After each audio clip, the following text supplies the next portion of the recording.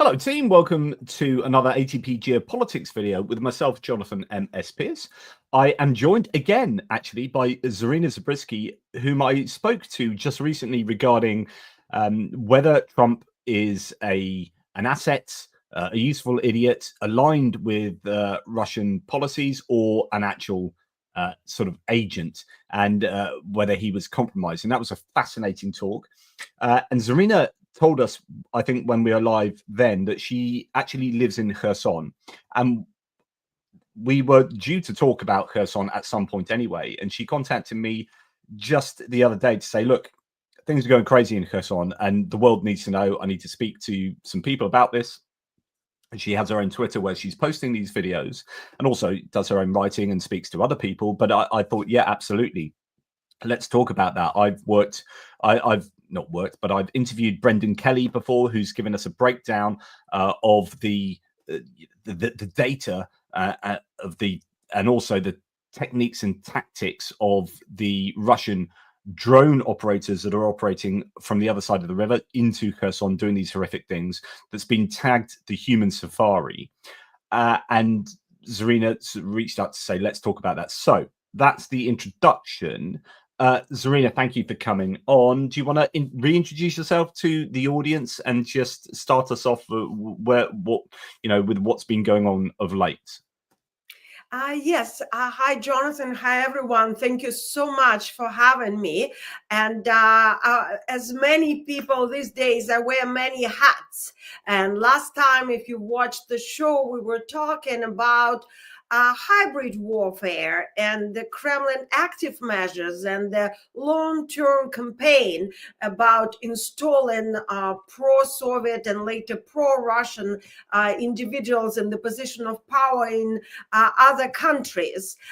Today, it would seem that we're talking about something entirely different, but actually interconnected, and we'll get to it towards the end of the show. But in the beginning of the show, I'm starting as just a war correspondent and journalist. I write for Byline Times, a marvelous newspaper out of London. And in the UK, just celebrating its anniversary. I recommend everyone to take a look. I also write for Euromaidan Press as their frontline correspondent. I write for my local newspaper in California, Fresno Alliance, doing monthly dispatches, and write for a variety of newspapers from Times of India to Sunday Post in Scotland, and do radio shows and TV shows just as a freelance would do. My goal is to cover as much as I can from the ground, boots on the ground type of reports.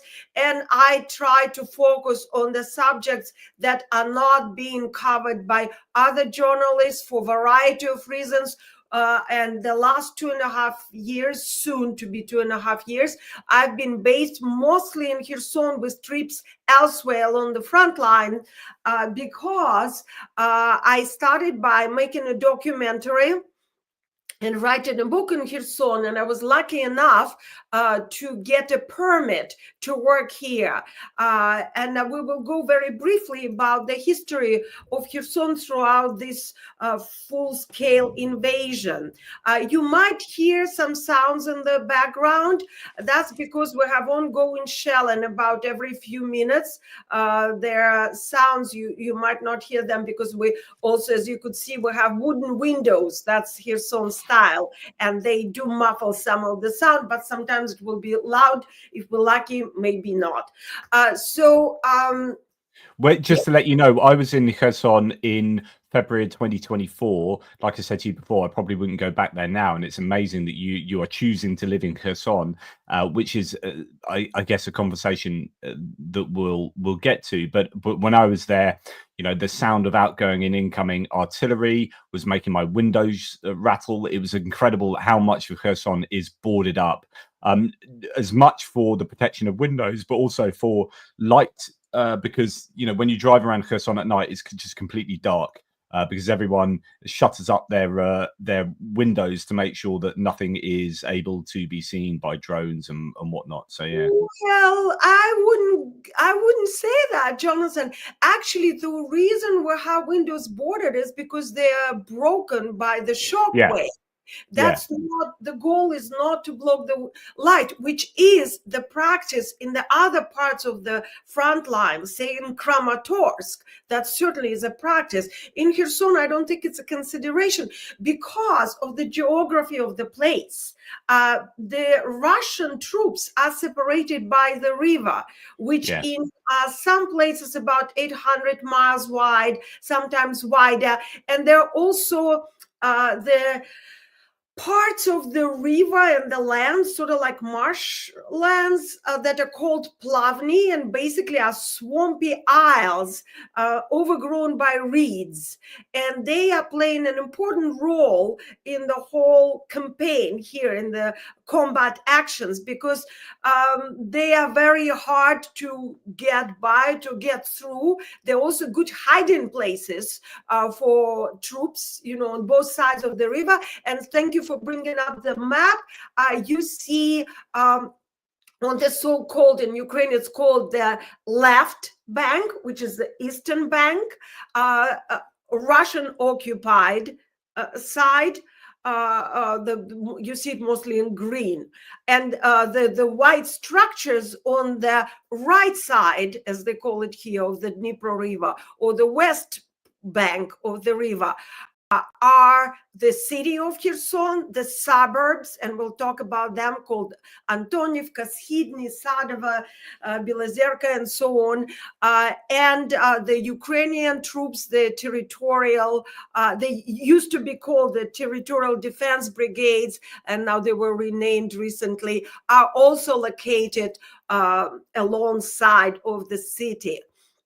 So just to say, so when I was talking about, and I stand corrected on that, however, it is the case that everything is dark at night. Certainly when I was there, so everyone boards up their windows, but completely blocks their windows. When I was driving through, it was quite incredible. Like we turned off all our lights. We even taped over all of the instruments inside the car, so that if there was, but not so much for our own safety, but we didn't want to be spotted by a drone, because we were on the way to a guest house that was really close. It was somewhere like here or there. You could look down the road and see the river, and it was very close. And they didn't want the guest house to be indicated by where we were driving, so they didn't want us to be spotted going to the guest house. It turns out that guest house has now been blown up, sadly. But oh, of course, guest houses or hotels is not a thing here. That would be extremely dangerous.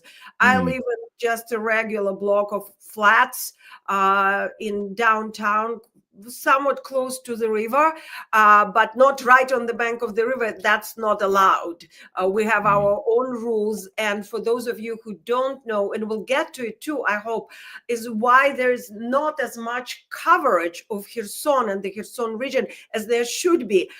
It's partially because it's extremely difficult to obtain all the necessary permits. Sometimes, especially before, it used to take a long time, and not every publication has the time and funds to go through the process.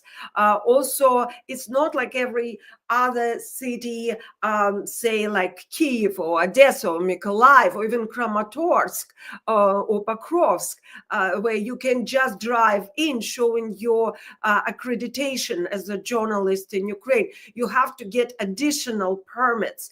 And even although I'm saying I'm living here now, which is true, I have to resubmit my papers every week.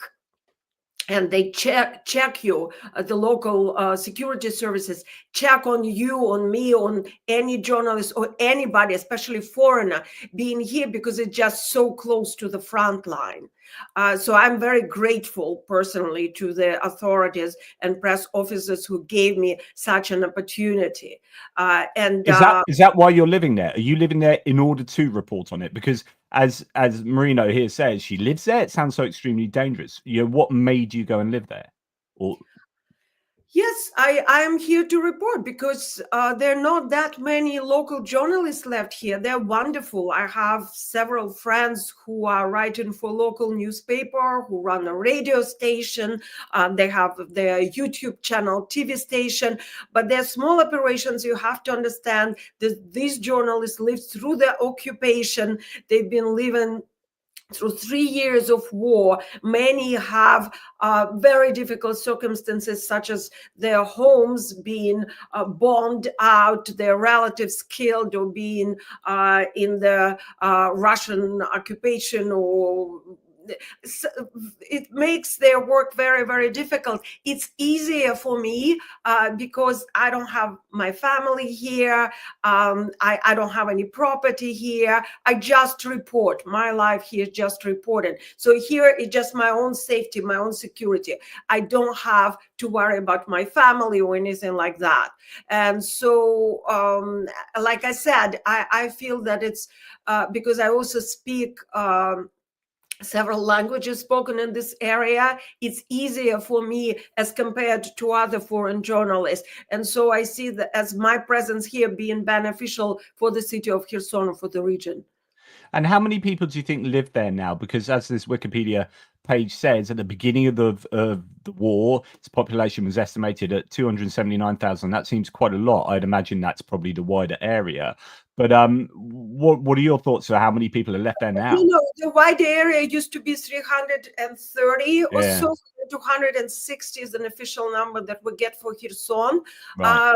So about 6 months ago, the local administration would provide me with numbers ranging from 66 to 80,000. Right now, I was officially given about 60, but speaking to my sources and just based on my knowledge of the city, it would probably be less, especially the last few weeks, as people are leaving and quite a few families are evacuating, especially from the coastal areas. So it would be difficult for me to estimate, but it's less than 60,000 at this point. Mm.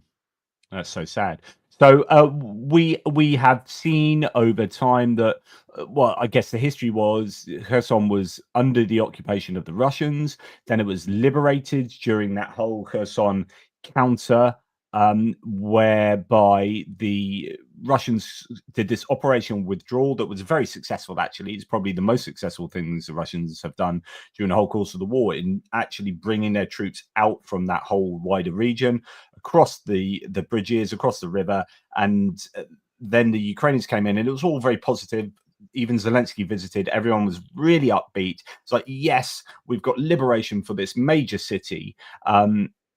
And then ever since then, it's become increasingly more difficult to live there, as the Russians have used it as some kind of shooting gallery, possibly as the Tochny people have suggested, to train their pilots before sending them off, their drone pilots before sending them off to other places, possibly for psychopathic reasons and sociopath and just evil reasons, partly to terrorize the town, to get people to leave, because the idea of if we can't have it, then you can't have it. Mixture of all these things. They've been attacking with shells, mortars, and drones. Is that a good synopsis of what's happened, broadly speaking? Oh yeah, it is. It's a very, like, in a nutshell. But since let me just go through it a little bit. I was here on the Liberation Week. Well, nobody was allowed. No journalists were allowed to come on the 11th of November 2022. But by the 14th, when it was officially possible, I came here, and I was here when Zelensky arrived and gave his speech, film, and that was such a euphoric moment. It was Yeah.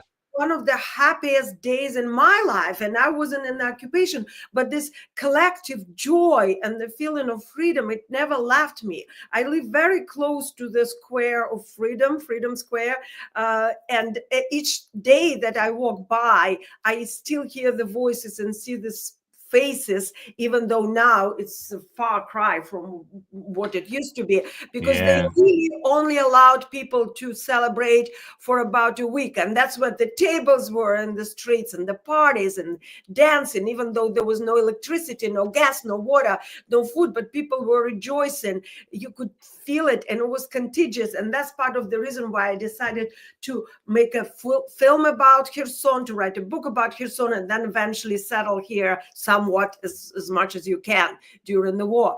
And so after that, about a week in, the Russians started to use anything they could, artillery, tanks, mortar, of course, missiles as well, sometimes ballistic missiles, which doesn't make any sense.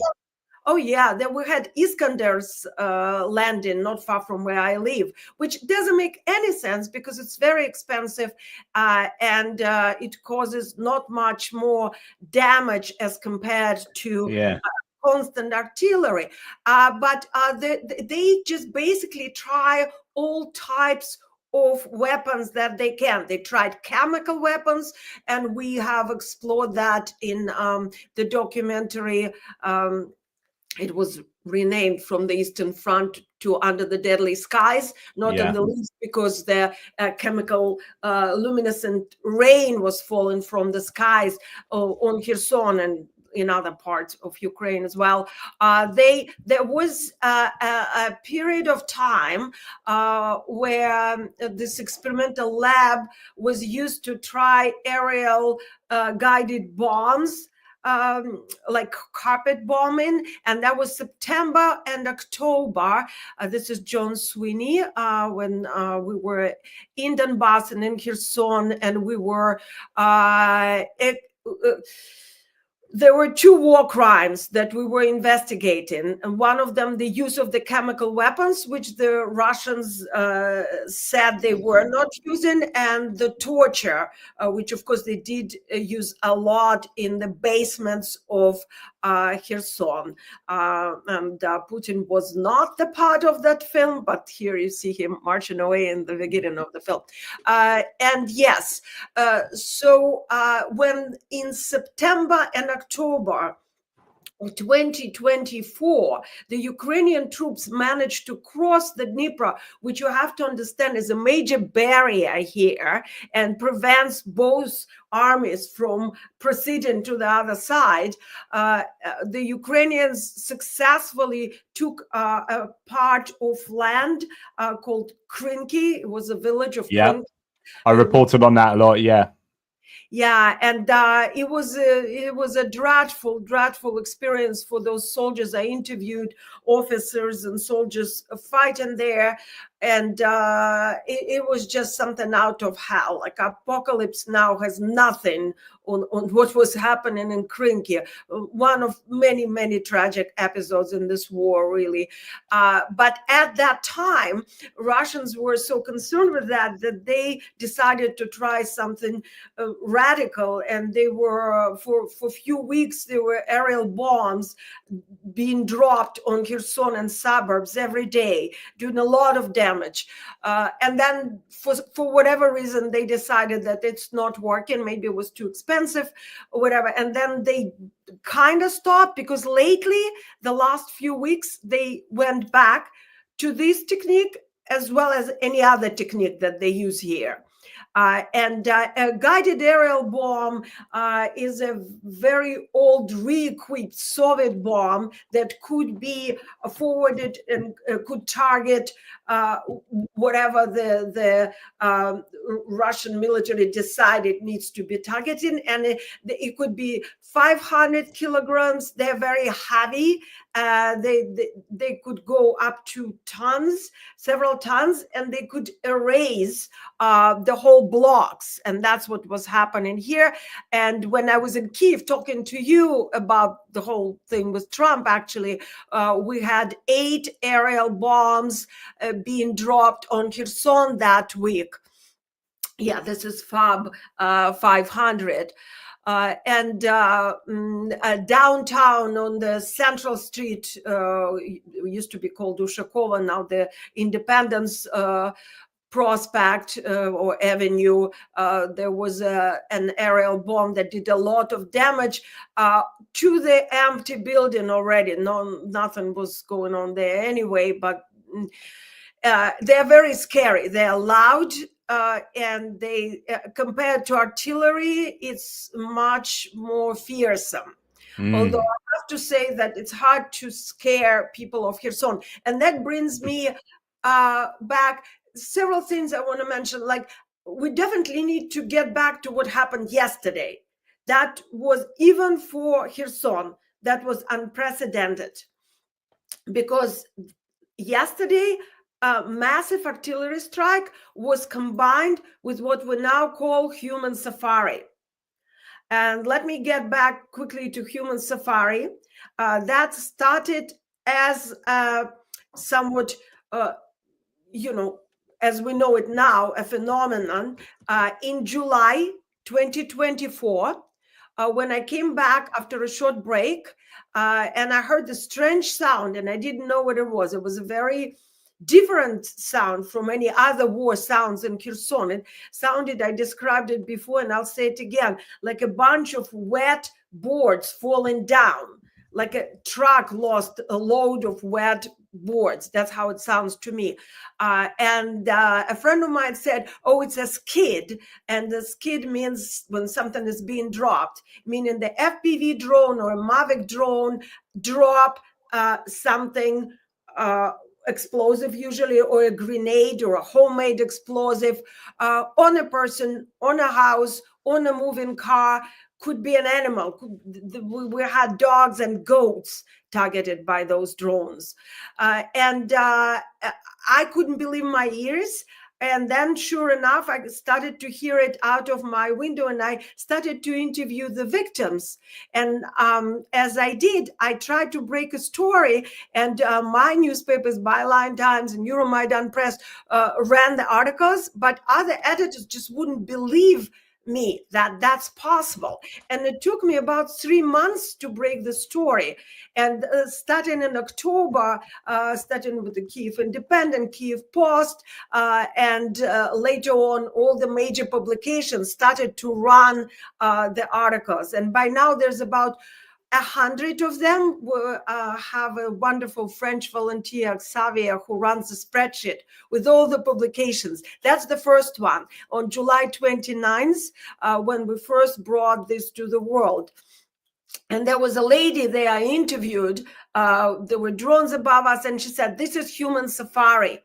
And so that's, I translated it and presented it to the world, and eventually it stuck, and now it's a term.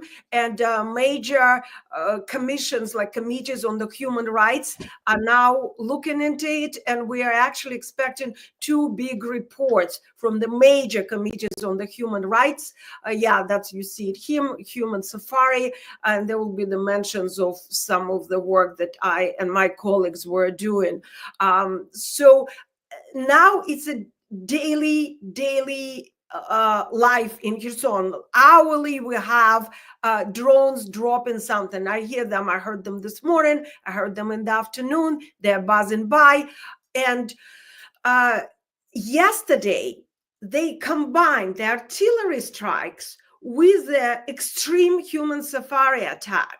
So even for me, I thought I've seen it all in Kherson, and I couldn't believe my eyes and ears, because we had explosions, and we're going to see the movie, not the movie, but a very, very short movie, 2 minutes of it in a moment. I just want to say that there were artillery strikes every 5 or 3 minutes. We counted about 37, and later on in 2 hours. And later in the afternoon, they restarted that. And at the same time as I was filming the sounds of the artillery strikes, I would catch the drones buzzing by and hearing them dropping the explosives. So let's take a look. Yeah, just to let people know that, I mean, I'll probably get in trouble about this with YouTube, but there is some blood in it that we'll see in a second. But here it is. Let me know if you can hear it, Zarina. Yes, I have a Facebook version where the blood is covered. I should have sent you that. That's all right. So be it. Kherson was under an extremely intense artillery fire. And we're at the site where a woman was killed by the artillery.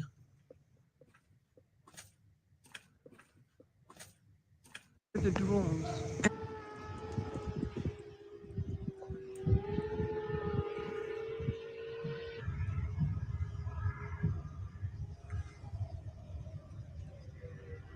Он высматривает пожарную машину.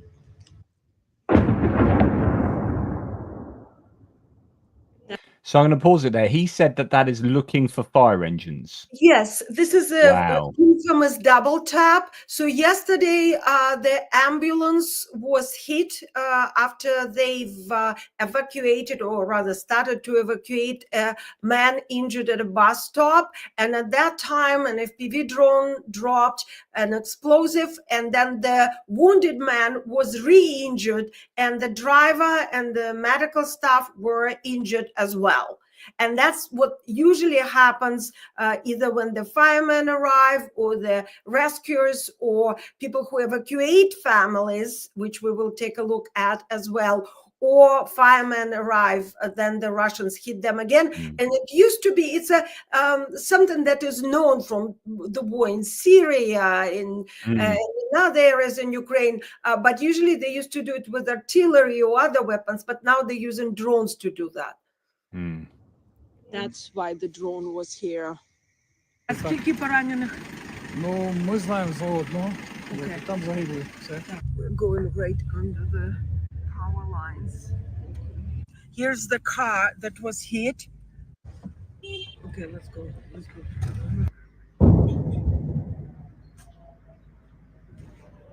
You hear the whistle and then the income. So, and another drone. They were flying just like birds yesterday. Usually it's no energy, no infrastructure strikes going really. Sorry, did you? Yeah, I was just commenting on that, that usually it's somewhat hard to catch those drones, but not yesterday. Yesterday, they were all over the place. Yeah, that's incredible. I was just trying to do some maths. I was just thinking, so I had my calculator out. I was thinking 60,000 people, and I'm wondering if on average 1 person a day is dying in Kherson. I don't know if that's accurate. Maybe it's not as... Yeah, usually it's 1 or 2 in the region, and about 10 or over 10 dozen injured. Yeah, so I was just thinking, if there's 1 a day at 60,000, or even like, let's say 1 every 2 days at 60,000 population, then you're thinking every day I've got a 1 in 160 to 1 in 320 chance of dying. Like literally, like statistically, like that's an insane place to be living. Oh, yeah. I mean, like pretty much everyone I know has either been injured or attacked, or their relative was injured or killed. Every car was already hit in Kherson. There's not one car that did not sustain some damage, lately from the drones, but also from artillery. Well, when we watch some other videos, you'll see the windshield of the car I'm driving in is broken, and that's by the drone. Yeah, that's pretty much the case. I never counted that, but yeah. So the no energy, no infrastructure strikes going really well. I'm right now in a supermarket in Kherson, and there's no light. That means no refrigeration. Most of Kherson has no electricity right now.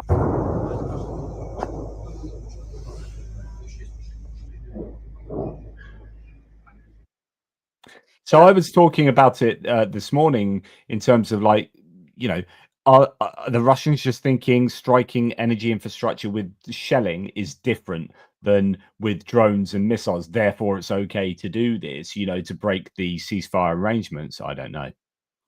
Oh, yeah. Well, here everybody's talking about that, of course, because this morning as well, infrastructure facility was hit by a drone, and part of the city was again without light. So here they breaking it. And actually yesterday, Zelensky, while in Paris, asked the Minister of Defense to investigate the strike on Kherson infrastructure attack in Kherson. So that is the fact. It's happening here, and not only here, of course. Well, I want to mention here that it's not like Ukrainians are sitting around waiting for being hit. There's, of course, the defense, the air defense is working, and the Ukrainian army is now doing everything to confront the drone attacks. And just last week, I was very lucky to go on a field trip with a press officer. Again, it's not very easy to obtain these permits. That, you know, as you understand, the operational security is very important. So to go and film with the army requires some additional procedures, and then you need to clear your material to make sure that you're not giving away any secrets. So this the video that we're about to watch was cleared, and I found it very exciting and promising, because and you might wonder whether I became very bloodthirsty, and I haven't, because we're talking about eliminating the Russian pilots who are targeting everybody who lives around me. Everybody whom I got to know in 2.5 years is, you know, risking their life. And Jonathan just counted the very high risk percentage. Those pilots are responsible for these deaths and destruction. So eliminating the positions of such pilots is crucial. So I've been witnessing how it's done. Let's take a look. I'm about to report how Ukrainian soldiers fight back against Russian human safari. Сьогодні ми прибули на позицію наших пілотів. Нашою розвідкою було виявлено ПУ БПЛА противник. Противник цей використовує FPV, скиди, які, може, всі знають, влаштовує сафарі в Херсоні. Щоб зупинити ту саму сафарі на цивільних, довго за ними слідкували, де вони базуються. А сьогодні ми будемо наносити вогневе ураження по ним. Терміново їх уразити. Зараз буде нанесення вогневого ураження. Зараз бомбер знаходиться на цілі. Беремо поправку, щоб влучити. Поки наші пілоти знищують ворога, їхня аеророзвідка шукає нас. Розвідувальні болти типу крила, болти, які будуть наносити ураження, також вже в небі. Працюємо швидко, швидко, ефективно і вшиваємо звідси. Це що, да? В зв'язку з поривами вітра.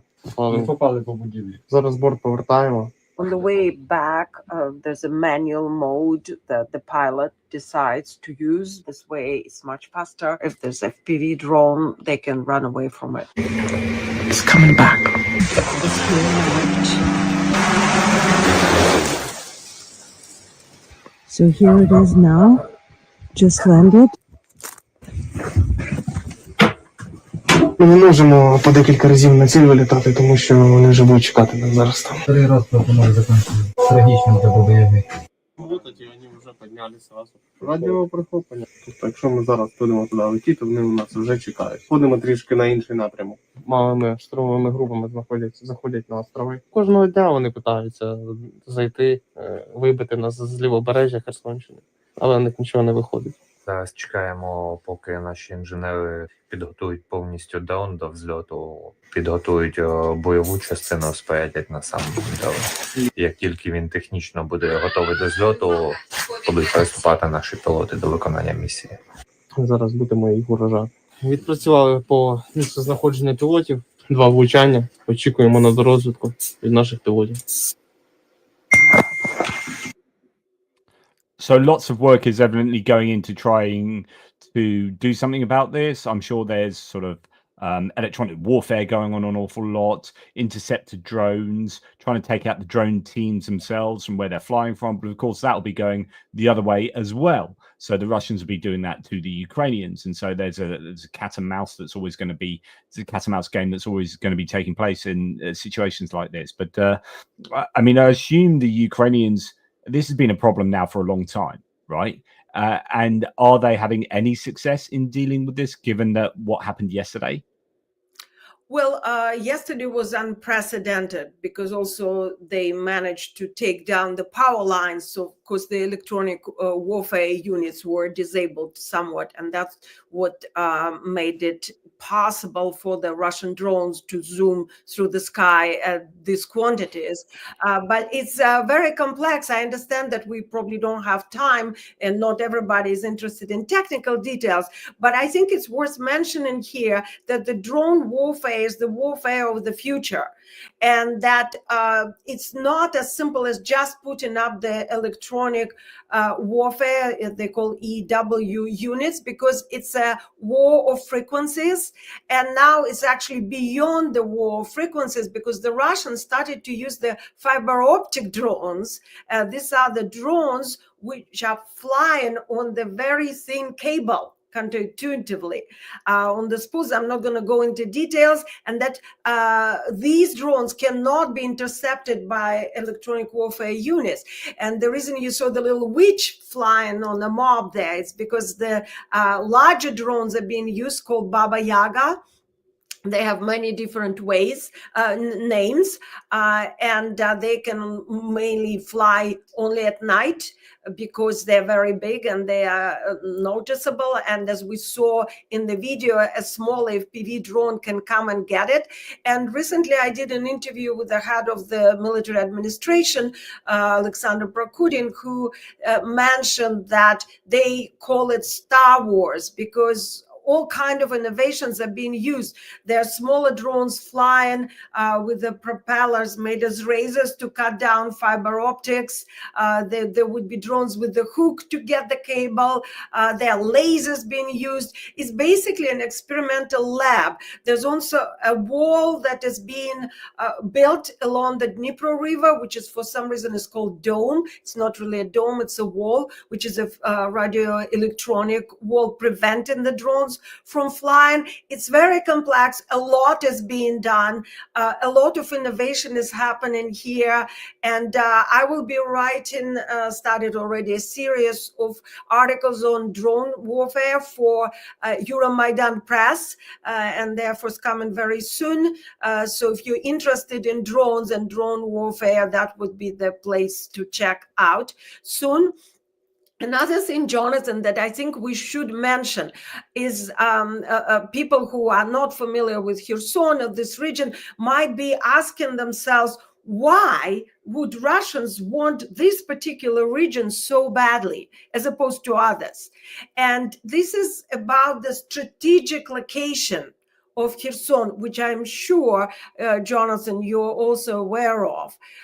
In the beginning of the full-scale invasion, there were a lot of talks of the Russians who initially managed to seize the city of Kherson and the whole of Kherson region, to proceed to keep going on this important port of Mykolaiv, and from there to Odessa seaport, a critical seaport on the Black Sea to the south. And that's not all, because from Odessa, it would be easy for the Russian troops to move on to Transnistria, which is yes, exactly where Jonathan is showing right now, the area on the border of Moldova, where the Russians are still having very small, only 1,500 military presence, and which they are interestingly, there's an awful lot of ammunition and equipment there that both sides would like to get their hands on.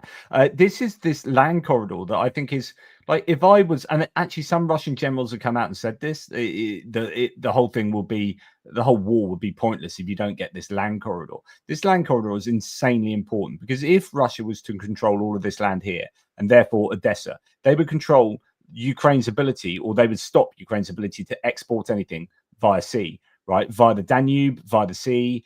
That's their grain exports. That's all their agricultural produce. These shipbuilding places. Kherson was formerly a shipbuilding. You know, these would in peacetime be incredibly important and vibrant places, but economically important. And so, yeah, this is hugely, would be hugely vital for the Russians if they had any kind of proper objectives about what they're doing now, yet they pulled back to the other side of the river, which kind of dented their ability to be able to do that, because now the river provides this natural barrier. Exactly. And if we look at the other side of the river, it's strategically as important because not only the Russian logistics supply chains and hubs are located there, but also this is the road. You look at the proximity to Crimea. And Crimea is the gem, it's the jewel. And that, you know, whoever has the Crimea wins the war. That's how the whole war started 11 years ago in 2014 by the Russians annexing the Crimea Peninsula. And there's also, economically speaking, Crimea is very important. And the water supply for Crimea was being done from Kherson region. So this whole area, economically, politically, ideologically, is extremely important for the Kremlin, but also for Kiev to get back. And of course, it's also important to mention that when the Russians retreated to the other side of the Dnipro, they just right before that, on the 30th of September 2022, they put the Kherson region as well as the Zaporizhia region and Donetsk and Luhansk region in their constitution as the subjects of the Russian Federation. And right now, as we're looking at the so-called peace negotiations, whether we call them negotiations or anything else, or peace is applicable here, is a big question, but let's, you know, use this terminology for now. That's one of the number one, basically, conditions, along with Ukraine not joining NATO, Ukraine staying neutral, and Ukraine not having its own military. These four regions, which none of them is taken by the Russian military entirely, are on the agenda. And so we can see, going from the very local and very particular details of daily life in Kherson, which is horrid, and from these war crimes, we're getting to the bigger picture and to the broader side of the whole war. Jonathan? Yeah, I was just looking for a map. I have shown previously a map of all the freshwater water channels from the Dnipro, from the Zaporizhia reservoir areas into both the Kherson side and the Mykolaiv side.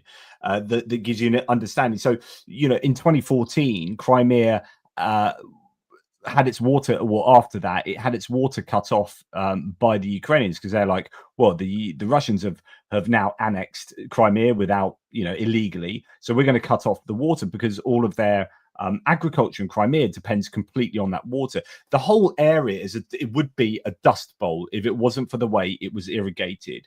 I'd love to show you a map that really indicates this. But basically, this whole area used to be in centuries gone past a dust bowl. Then it started being irrigated, and there's a real importance to the damming here and how that provides fresh water to Crimea. As soon as that's cut off, Crimea then went through years under the Russian occupation of dirty water, water shortages, all sorts of issues that then played havoc with their agriculture as well as their general living. So it's no surprise that as soon as the war started in February 2022, what was the first thing they did? So one of the very first things the Russians did was head to the river to get control back of the water, open up the channels through to Crimea. This is incredibly important to understand how this area. But then, of course, blowing up the Novokakhovka Dam has then gone and screwed that all up. So, and I hear this would be a perfect transition to mention another strategy used by the Kremlin, and that's the scorched earth, of which the aerial guided bombs are a part of, but also weaponizing the nature and using something like the river or using the water supply to terrorize people or to undermine the economy is the part of weaponizing nature and scorched earth strategy. And that's what happened on the 6th of June of 2020. What was it, 3, when the Russians, now we know for a fact, they were saying they were not doing it, as usual, but they did it when they undermined and exploded the dam. And I did a lot of research on that in the documentary that is forthcoming, and my book. There will be a lot of interviews with people who were present here at the time and who describe the events of the day, and it is very clear how it happened and who did it. And the aftermath of the flood is still not entirely assessed. It's impossible because the Russians are not releasing the numbers. We know by now that the death toll is much higher that they are admitting. There's some terrible atrocities that were being done at the time of the flood, where the people on the Russian-occupied side of the Dnieper were not rescued. Not only they were not rescued, the Russians wouldn't allow the Ukrainians to rescue them. And they were also at the time targeting the Ukrainian rescues on both sides and on Ukrainian side. And the Ukrainians were like drone lifting bottles of water to people who are stuck on their roofs and all of that kind of stuff. Yeah, I just want to Mark Bizkiw. So Mark Bizkiw lives in Canada with his wife Olena. They're Ukrainians. Mark's lived in the UK and Canada. I visited Olena's parents who live in Zarivka, fairly near to Kherson. And it was wonderful. It's a wonderful experience. Lots of great borscht and brandy and whatnot. So that was all good. But she finds it very difficult, Olena, that is, in Canada, looking at, she went to university in Kherson and seeing her home city become the place it's become. That must be just really horrible, like heartbreaking for her. She says Olena's friend, or Mark says that Olena's friends have all left Kherson. Her family outside of the city never venture into Kherson. Thank you to Zarina for your courage in reporting and documenting these crimes to the world. So, you know, thank you, obviously, on behalf of all the people who get to see, albeit the horrors of what is taking place. You know, in I assume many people will be seeing this from afar, but it will be their hometown or their home villages and whatever. It's just, yeah, it must be heartbreaking for them.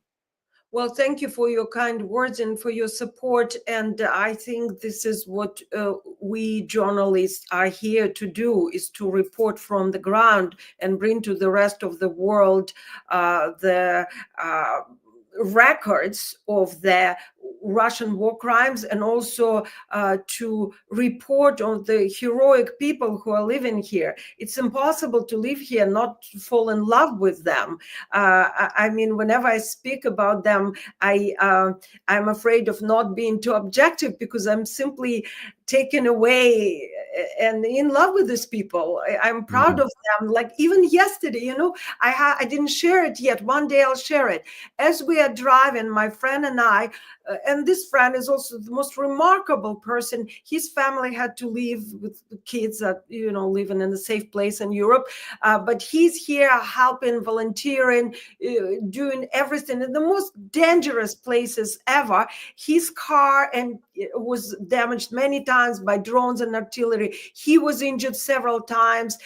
Somebody nicknamed him Terminator. His car is nicknamed Terminator. And so we're driving around, filming all this with the drones, you know, and meanwhile, there are all these old ladies walking their dogs and doing grocery shopping with the artillery coming every 5 minutes and the drones above them. And we're laughing that this is just a new type of Terminators. Everybody here is a Terminator. And then I spoke to a neighbor of mine who actually lost 2 sons in this war, and she lives here, and it's in my Euromaidan press report that I published yesterday. I took a beautiful portrait of Lydia, who has this beautiful dashing pink hat and a pink scarf and a little blue brooch, and she's carrying flowers, yellow and blue. And I'm asking her, did you hear all the explosions? She said, yeah, but I'm not afraid. I'm giving them, I'm not going to make a gesture, which is, you know, like, she's like, you know, screw them. I'm not afraid. They're not coming here. And if needed, she says, I'll pick up the Kalashnikov and I'll fight them back. They'll never get Kherson. And that's basically the spirit I get everywhere, from a child playing at the playground behind the temporary shelter, to ladies who get together to sing and embroid, to old babushka and like babuses and diduses. And I mean, this is incredibly strong, inspiring city, which makes you stronger. I am much stronger just from being here, because complaining is not a thing here. You know, you don't complain, you face it. And they say, I can't get over it. You know, whenever you ask them, how's it going? They say it will be better. Yeah, I have, you know, incredible experience I had in Kherson, and I just remember being on the outskirts when we turned up to visit there, and this was relatively safe at the time, but it was still really hairy. And we turned up, and as I said, the whole town, the whole city was completely dark, and I mean completely dark. And we turned up to a supermarket, and you know, Greg and Zhenya, who had driven us there, were like, well, here's a supermarket. And like, where's the supermarket? I can't see anything. And he said, and there is a petrol station, which is still fully operational. I'm like, I can't see anything. There might be a green light I can see just on one of the pumps, or so you know where the pump was or something. And it's like, yep, that is actually working. You can go and buy petrol from there. You just can't see it. And then suddenly the doors open, the electric doors to the supermarket open. They're all like, you know, boarded over and everything, and all this light comes out. You're like, oh my goodness, I didn't even know that was there. And then it shuts again, and then it's like it goes completely dark. It's just an incredible experience. You go into the supermarket, and at that time that supermarket was like completely normal. You're not in a huge one, but a medium-sized supermarket. You're walking around, we buy ourselves some food, just, you know, you're back into normality. And then you step outside, and it's like, oh, right, now we're back into weird Kherson living. And then I had to put some body armor on and a helmet. And then we did our drive to the guest house, which was right near the water. And as mentioned, sadly, doesn't exist anymore. But yeah, so Kherson's, incredible place for many different reasons. It's a different reality now, because right now you can't wear really helmets, body armor. You do underneath the jacket, because I mean, this was at night, so we were doing that at night, but yeah, in the daytime, yeah. Now, you know, everything is changing so quickly, because I was just discussing that with the military, because now they have the drones with the night vision. If before they used to be drone human safari during the day, now they can do it at night. But speaking of the spirit of Khersonians, and unfortunately I can't go into my favorite subject about raving about their underground cultural life, from poetry reading to theater shows. Yesterday they had to cancel because there was no light, and there were all this horrors going on. But there was the International Theater Day, to which I was very insistently invited to attend, in a bomb shelter. Anyway, I didn't. I was making this video that you saw. But Russians know that Khersonians are that strong and that patriotic.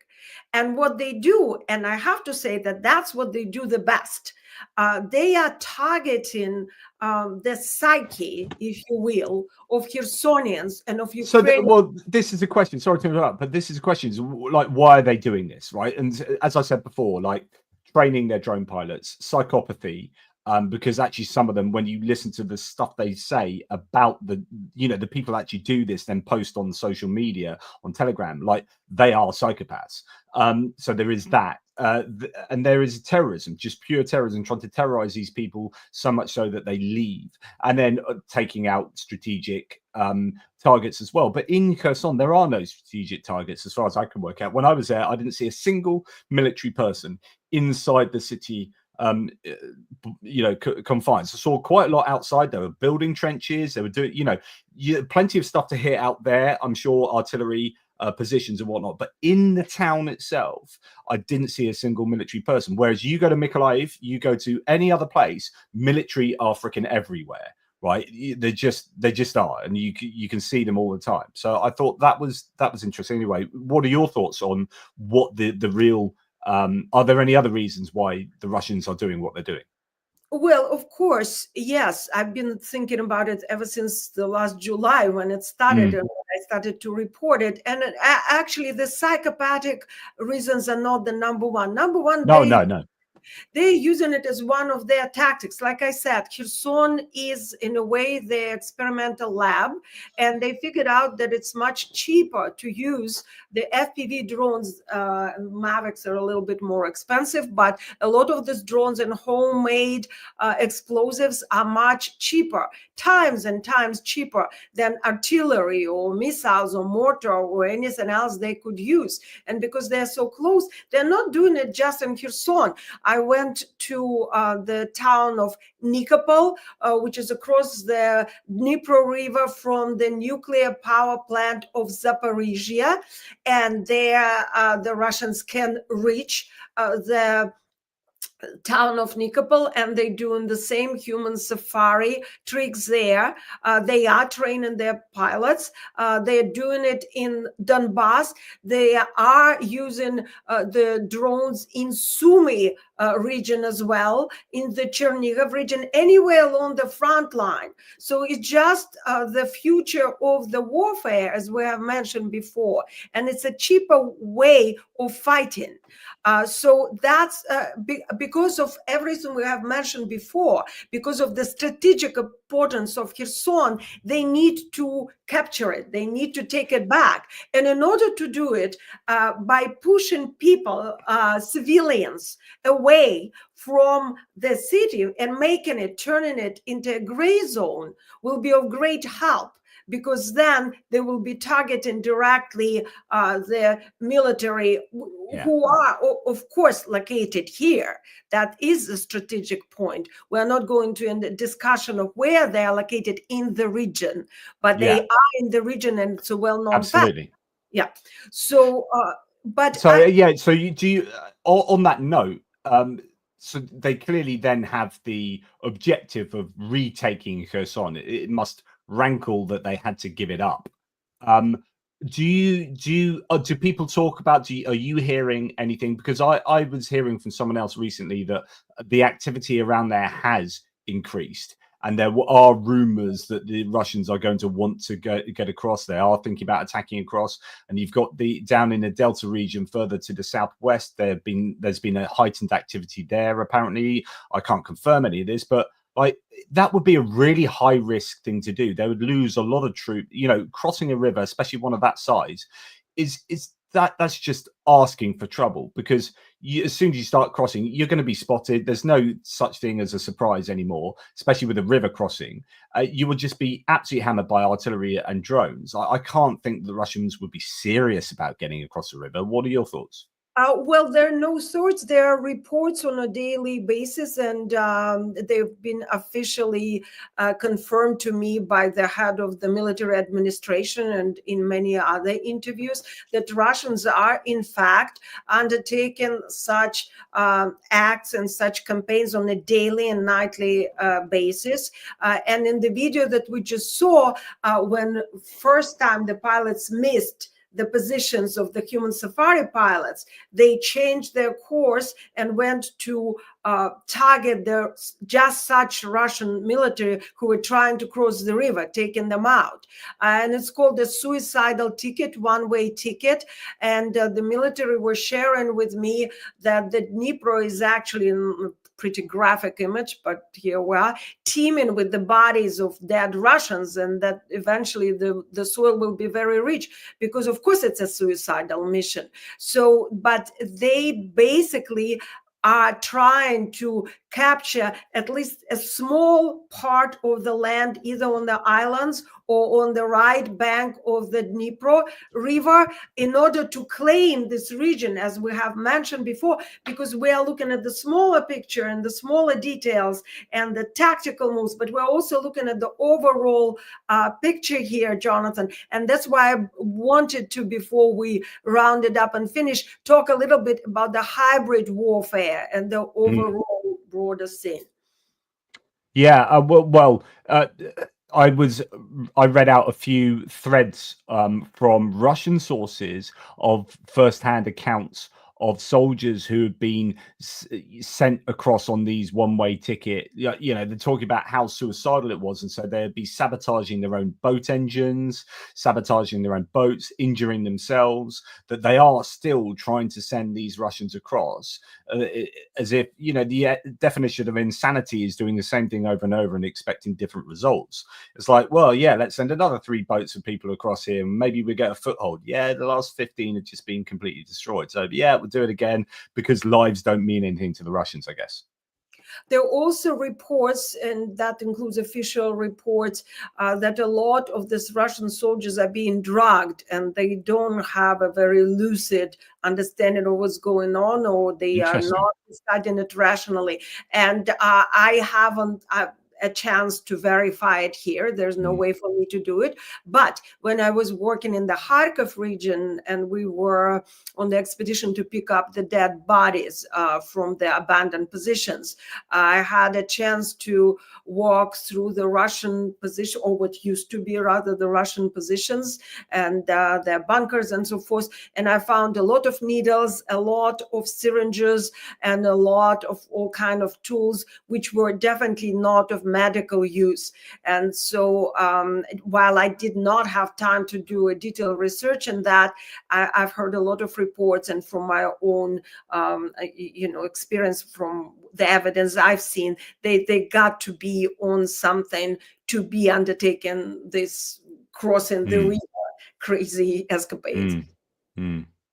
So what take us through what you want to talk about with regard to hybrid warfare, which I sometimes, when you hear hybrid warfare being mentioned by politicians high up in, say, Europe, for example, it sometimes annoys me. I mean, it's technically correct. They're not tanks rolling through a region. We're talking about information warfare, cyber warfare, all of this, all of that, you know, a whole bit thrown in, and then that's called hybrid warfare. But sometimes I think, and not for our discussion, but in the political discussions, it allows people to get away with not recognizing what Russia is doing, and to allow people not to react. If you just say, oh, our hospitals had it's been cyber attacked by Russia, it's hybrid warfare, rather than saying it's been attacked by Russia, it is warfare. Like, if you dropped a bomb on a hospital and it functionally took out the power and it killed, I don't know, or no, you dropped a bomb on a hospital and it killed 10 people, right? You'd be like, that's war. We've just had a bomb drop on a hospital. But if you take out the IT systems through cyber attacks and it kills 10 people, you're like, that's cyber warfare, or that's hybrid warfare. So we don't have to react to Russia doing that so robustly. And I just think that's a way of allowing Russia off the hook for so much of what they do. But anyway, that's just my pet peeve. But in general, hybrid warfare is being, you know, we do need to recognize there are so many different ways that the Russians or anyone can commit to war. Well, I think it's very important to come up with the right terms that fulfill every scrutiny, you know, and that satisfy. And it's a correct term. Yeah. However, what's important for me here, you know, we can note that the emphasis is on warfare, and the hybrid here can be debated.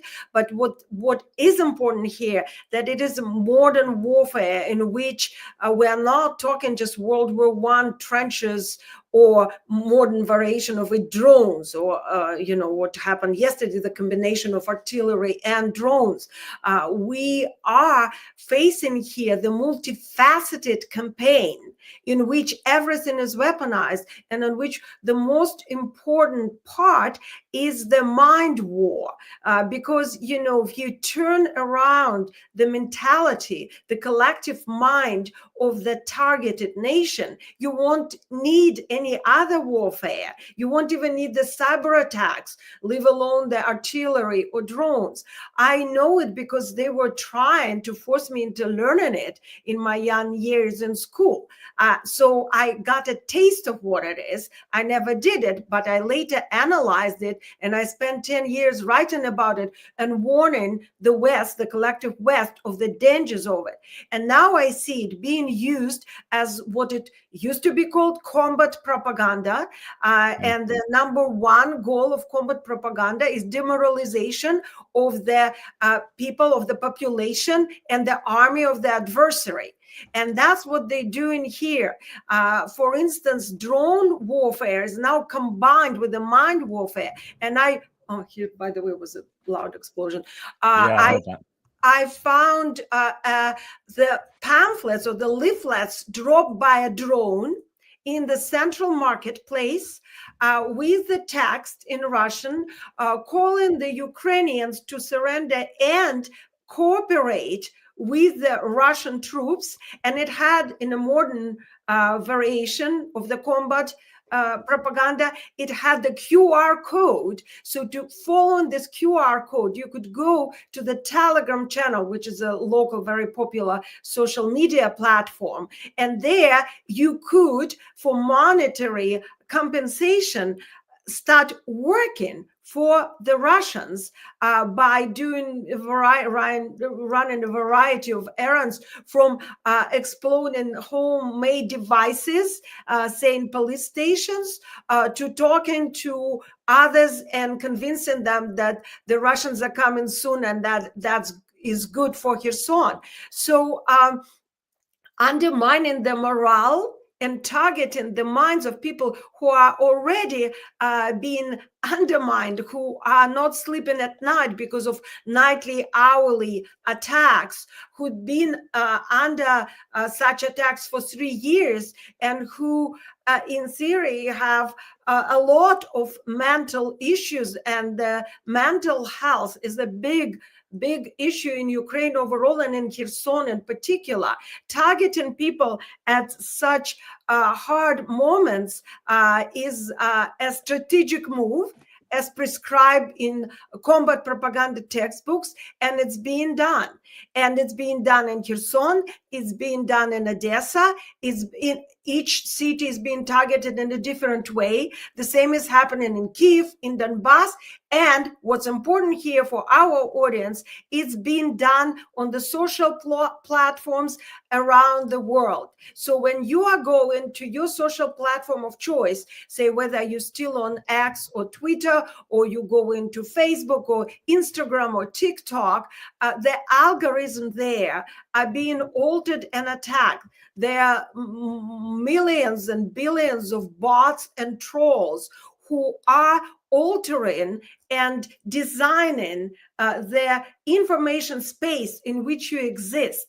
And they don't just offer you how to think about things. They actually actively designing of what you are served as an audience. And that's very important to remember. And that's why the independent channels like Jonathan's here, or independent newspapers for which I choose to write, who are not working for any state agencies, they are not working for any oligarchs, they are just sponsored by subscribers like yourself, are important, because we are trying to deliver to you the information from the ground.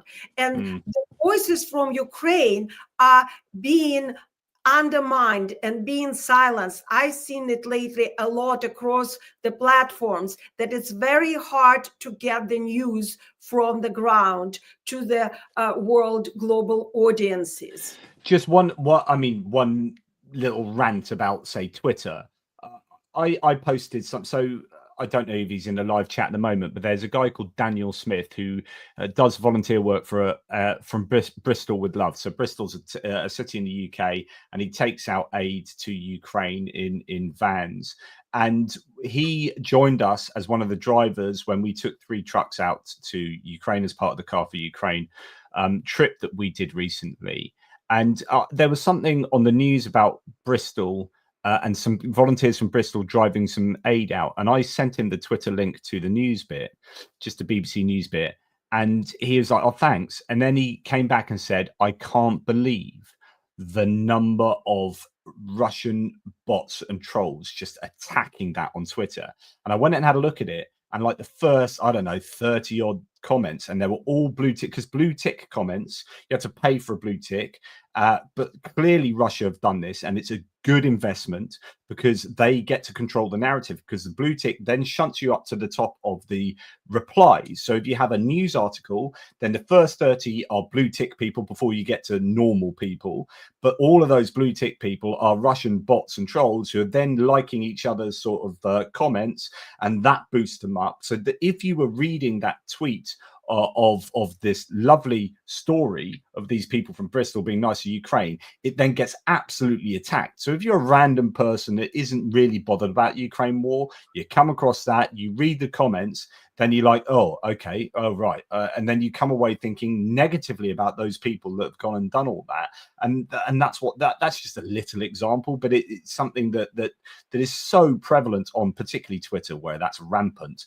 But you go to YouTube and you look at Ukraine videos, like a CNN video or a BBC video, all of the major comments that have the most upticks are negative Russian bot comments or troll comments. And that is absolutely right. And there are a variety of tactics and ways of redesigning the collective mind and the information spaces. And sometimes it's just not by commenting, because say on Twitter, a lot of my colleagues and myself, we get a lot of negative bots and trolls comments. We get all kind of death threats, all kind of stuff. But in a way, it's not that bad, because you can block and hide. If anything, they're driving the algorithm so people can see it more. What's worse is when you are shadow banned or ban shadowed. I always forget one word. Shadow banned, when people cannot see what you posted. And it happens to a lot of the voices from Ukraine. And recently it has been happening across the platform to pretty much everyone I know when our reports are not being seen. On Facebook, it's done differently. There are reports, and a lot of us dealt with it, especially Ukrainian reporters and Ukrainian activists whose accounts are just being closed, and then it's impossible to reach anyone there, because there are no people, they're just robots, and people lose their accounts and they lose their voices. And these are important voices because they're doing a lot of good here for others in Ukraine. They're not necessarily even spreading the information. They're involved in charities, they're involved in rescue efforts, and so forth. And so this is something to keep in mind. We are now responsible in this new age of information exchange. We are responsible for what we're hearing, what we're getting. I'll give you another example. I'm an American. I didn't mention it in the beginning, but if you're wondering if I'm Ukrainian or where, I've been an American citizen for most of my life, living in California. I moved here 3 years ago when the full-scale invasion of Ukraine started. And right now, I'm very wary and anxious about what's happening in my country, and trying to figure out why is that I'm not seeing anybody protesting. And at some point I was quite desperate, and I posted on my Facebook account, like, friends, Americans, where are you? Why aren't you in the streets? And then I got this overwhelming outpour of actually kind of angry Americans saying, what do you mean we're not protesting? We're everywhere, we're in the streets. And I don't see it. I'm looking at my information space bubble, and there are no reports of protests whatsoever. And then people started to send me videos and photos, and I see there are local protests and marches everywhere, but mass media is not covering it, and I'm not getting there. Sorry to interrupt, but it's interesting that's happening in Turkey as well. So you've got these massive protests in Turkey, but the Turkish media are not reporting them, and like, these are huge protests in Istanbul, for example, and other places. But apparently, I was listening to one analysis the other day that was saying there are people in Istanbul that aren't even aware these protests are taking place, and they're only hearing about it by word of mouth. And yet there are it's like 1 million people on the streets or what. It's just incredible that you can get, like, I just thinking, like, if I didn't see on the streets that in my local town there's a massive protest, I wouldn't see it by looking out the doors, right? So, you know, I could go about my daily life not knowing that's happening. So you can see how it can, but when you have control over the media, you know, knowledge is power. You get to control the people, and what the Russians have done so well, really so well, the return on their investment, like I think I've said to you before, maybe, or I've said to my audience many times, if Russia had spent the amount of money they spent on this war on just disinformation campaigns, on like troll farms and bot farms, if they took however many trillion rubles they spent and just put that, look what they've already achieved with the American government. Like, look, think what they would have achieved then with all of that money flowing in to all of these countries through their disinformation projects. Yeah, no, exactly. And as a matter of fact, they did. I started to write and report about the information warfare in 2014, when they started to invest from anything from RT, which used to be called Russia Today, to the social media trolls. And they've done a lot of damage, you know, starting from Brexit and going into the continent, you know, like Marine Le Pen's, you know, potential victory in the elections and so forth. And now what we have in America and all around the globe, really, look, that's an entirely different topic of conversation, but what they've done in Africa or in India, they are investing, as a matter of fact, in the information warfare.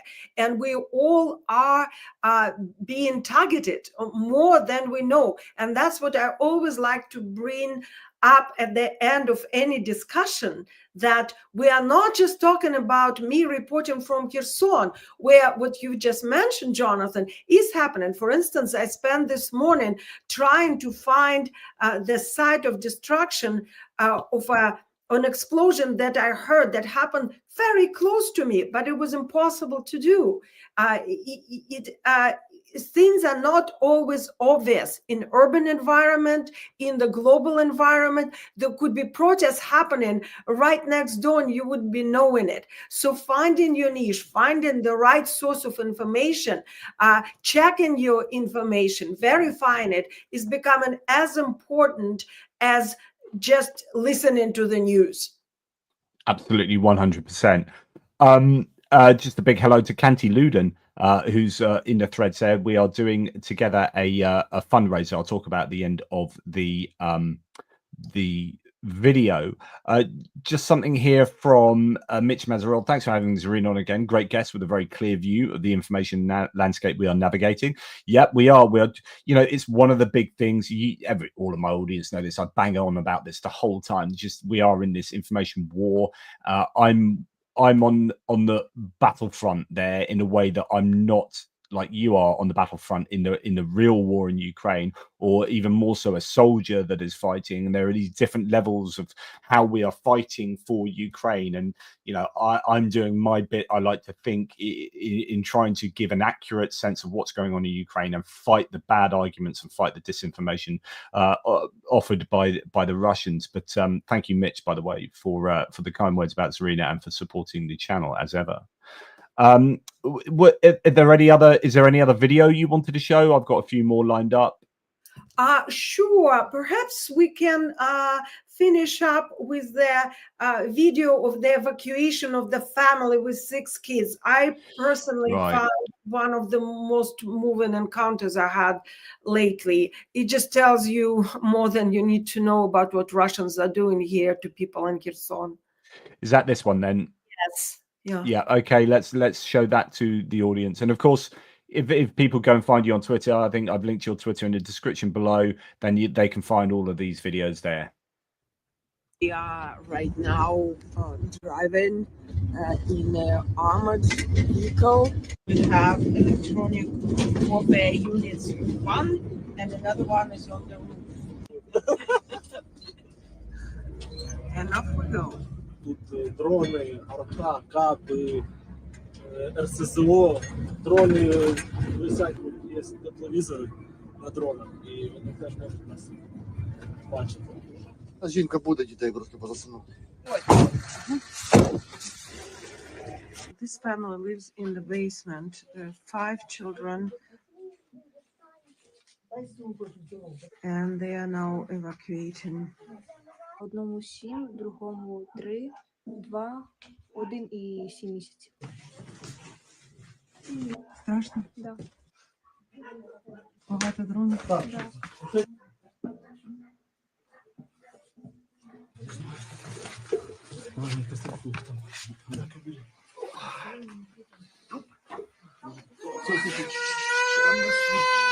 А что босиком? Что босиком? Дай лапу.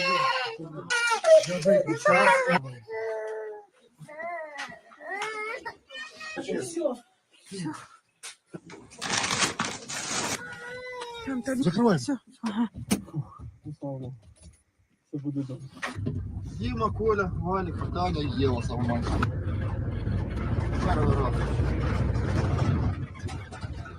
We're going basically through the field, and it's very harsh on the kids who are getting car sick. It's very pale. They spend all this time in the basement. The less oxygen than desirable, and this trip is very hard on them.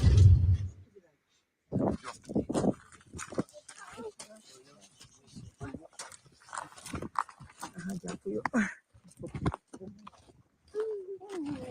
This is their new home.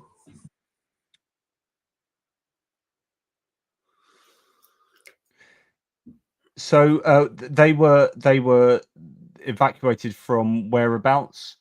So from Kherson region, from a village which they considered pretty safe until the last few weeks, which of course wasn't. It's in a war zone. But the last few weeks, the drone attacks became so frequent that they wouldn't leave their basement. So they stayed in the basement for about a week until somebody, our crew, could come at night, only at night, because during the day you can't drive the road of death. And at night, there's still drones with thermal vision. And so we picked them up and we drove them to another village in the Mykolaiv region, which still technically could be targeted by artillery or missiles, but it's way safer than the village where they came from.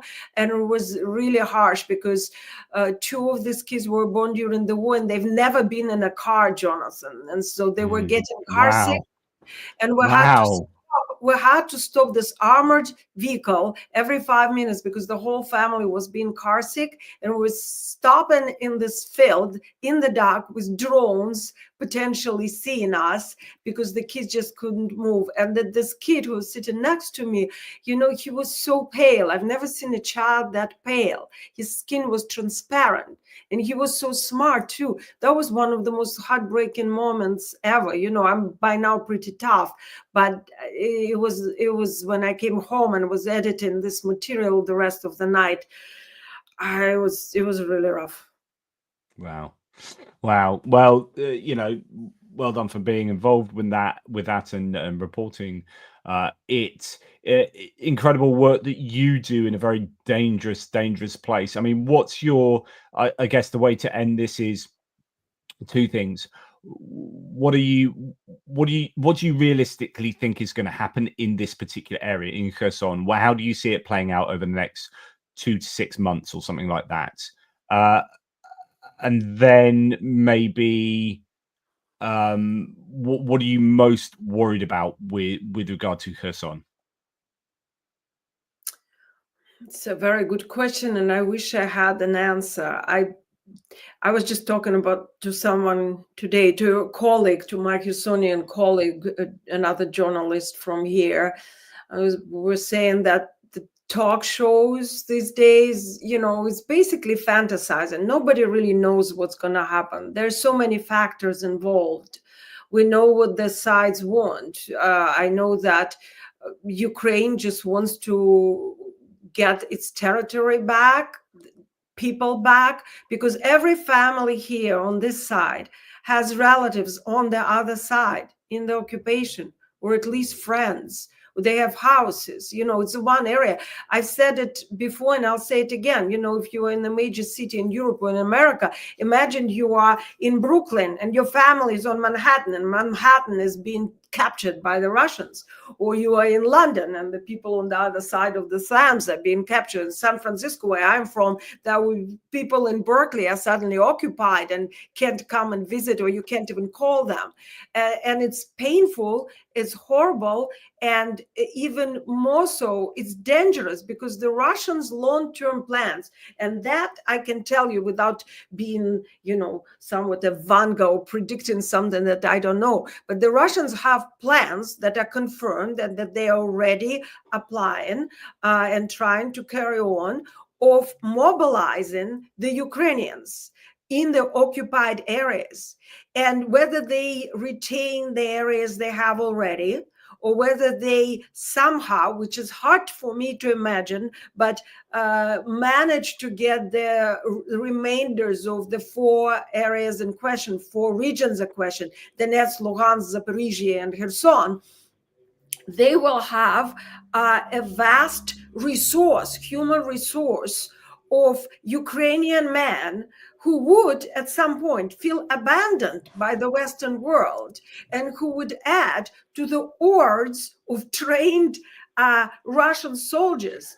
And if you turn this army around, it stops being just a theoretical or moral dilemma whether we as civilized world want to help the country that is being invaded. It will turn into something very practical for the majority of Europeans, because this horde will not stop. It will keep going. It will not be difficult to capture Moldova or Romania, because at this point, the NATO Article 5 is not looking very convincing to me or to anybody who's watching the news. And the armies of the smaller countries, belligerent and brave as they are, simply cannot stand up to the above-mentioned hordes. And this is where we need to take a break and think, what can we do to help Ukraine, and not just out of our ethical, scruples or whatnot, but because Ukraine has been serving as a moat in a way to stop the invasion of the European continent. Ukrainians know it, and they constantly tell me about it. But the Europeans don't seem to know it. And Americans also will be afflicted and affected, and there will be a huge impact on the rest of the world, although America at this moment seems to have a different problem with the Russian invasion. And we're not going to touch upon it now. Don't get me started, because that's another 2 hours of me having a big old rant, Zarina, because my goodness, I've got a lot to say on that. In fact, well, here's a point. Actually, here's a question on that point. So Greg Skerritt asks, how do the residents feel about and this can be general, how do Ukrainians feel more generally about the rhetoric and betrayal coming out of the Trump camp at the minute? They feel terrible about it. I speak to people all the time. I interview them. I have private conversations. Betrayal is the word number 1 that comes to mind. Being astonished, I suppose, or just bedazzled by the surreal nature of America siding up with Russia. The Ukrainians are very optimistic people by nature. They have a gift of wishful thinking. And because of that, they were eager to believe in Trump, the liberator, even though they were warned and foretold that that's not the case. But nevertheless, they were hoping that things will become better, and therefore they're even more devastated, and they see things for what they are. They also have a lot of black humor jokes, which I'm not going to repeat now because they're also very crude.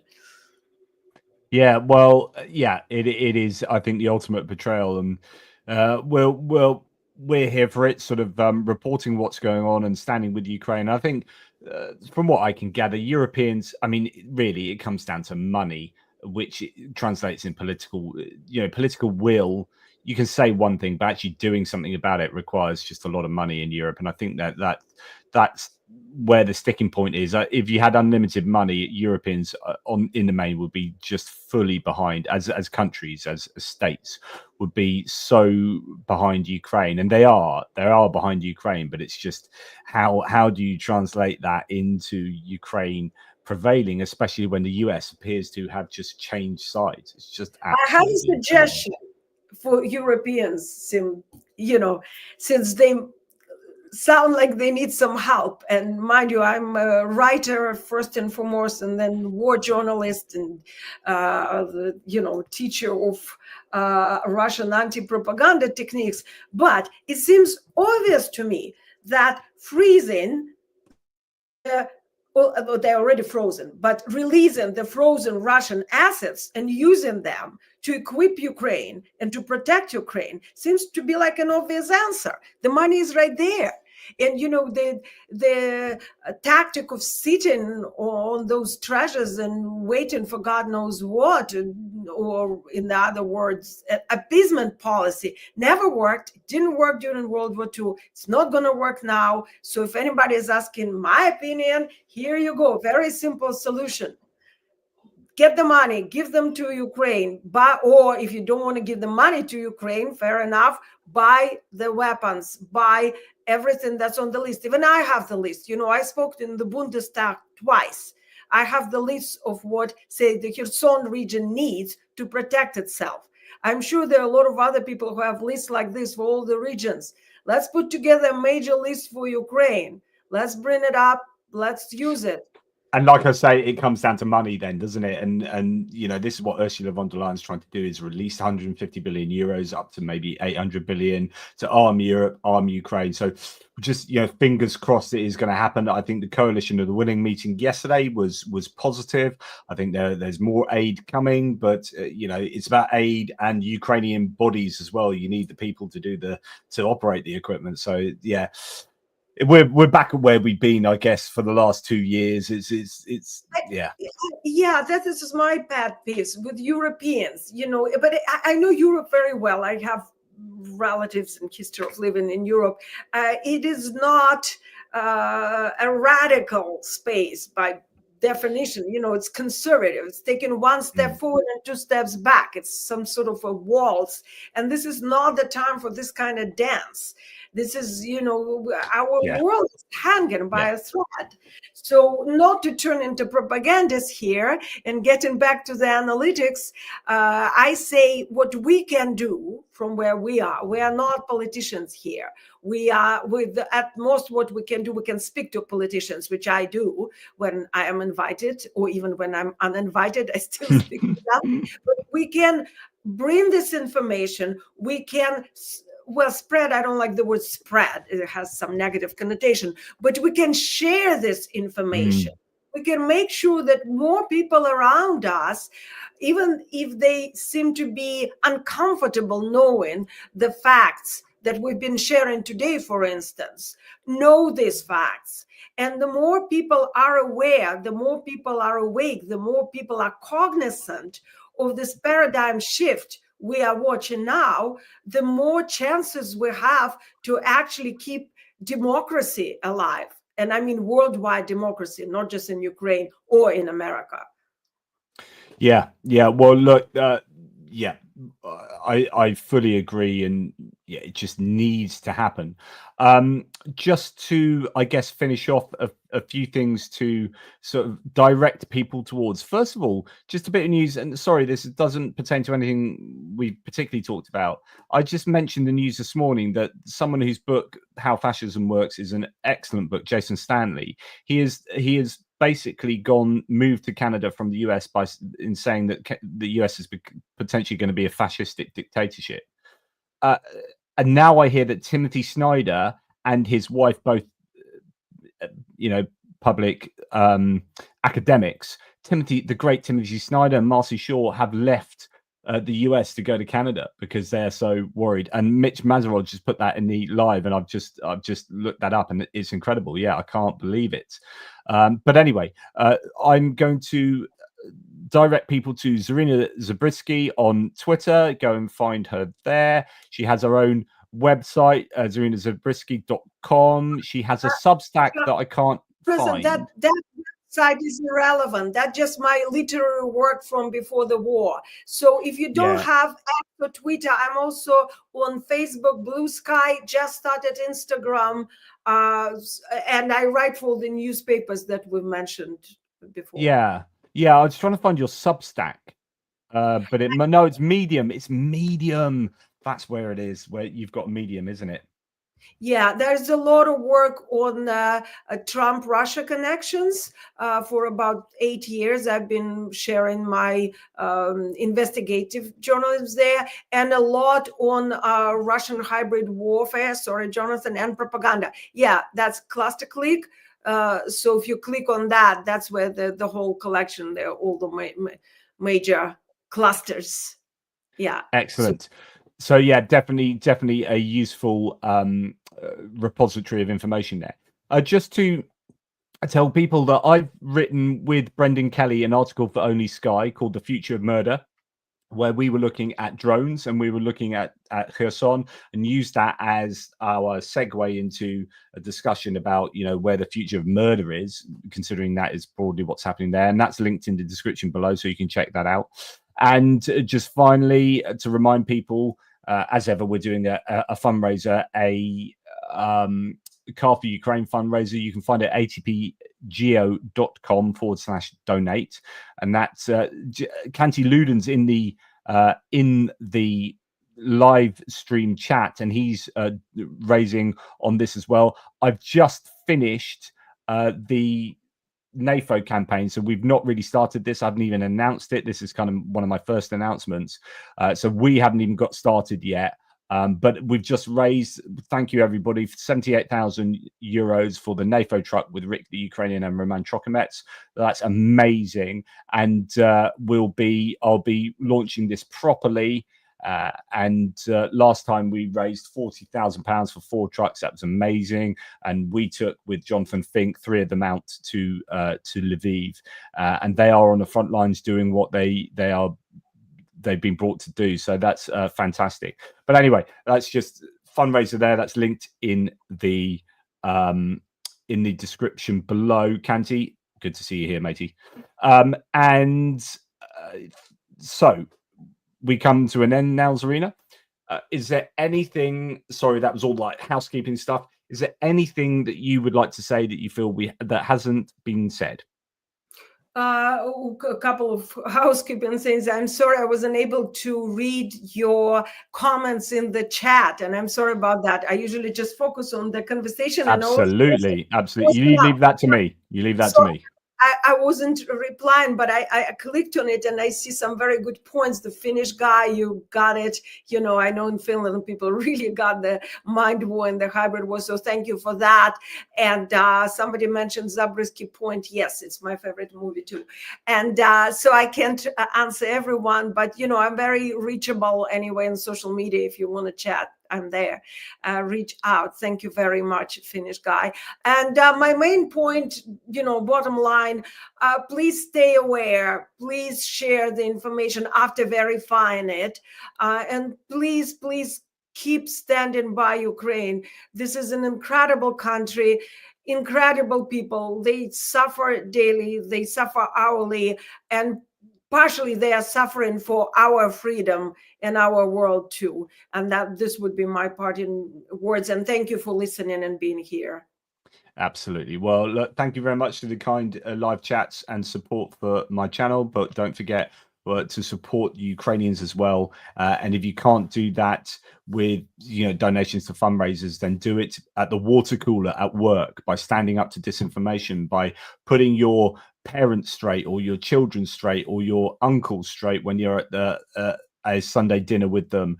You know, it's a constant fight that we're all involved in to make sure that the people out there who aren't information warriors, who aren't the low information humans in this particular sphere, that we are providing them with the correct information, that we are giving them the ammunition to know what's right and to know what's correct, and to take that forward themselves and use that in their own lives. But anyway, thank you, Zarina. Really appreciate it as ever. And just hit me up at any time you want to come on. If you've got something to say, here's a place that you can say it. And I really appreciate what you do and the time that you spent with us today. You take care of yourself, particularly in Kherson, because it's a freaking dangerous place. Thank you so much, Jonathan. Thank you, everyone. Have a good night time of the day. Yeah, absolutely. Take care, y'all, and I'll speak to you soon. Stay on the line, Zarina. Bye.